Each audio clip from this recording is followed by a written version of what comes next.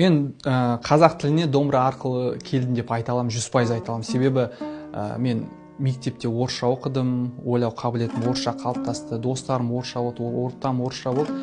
Сосын домбыраға өнер мектепте оқып жүрген кезде, домбырадан сол кезде де мен шала қазақ болатынмын да. Бір қызық нәрсе айтқым келіп тұр. Менімен қатар балалар оқып жүрді ғой, сол кезде мұғалімге сау болыңыз деп айтатын. А мен ол кезде түсінбеймін да, прямой аударам, сау болыңыз, будьте здоровы деп ше. О не қатысы бар деп. Солай примерно 2 жылда жүрдім.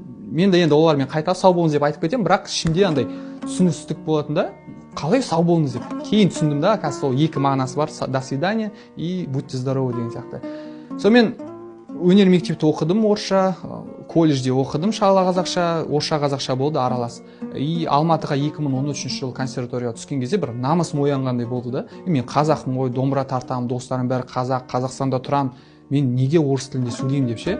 Мен басқа тілдерге қарсы емеспін, ол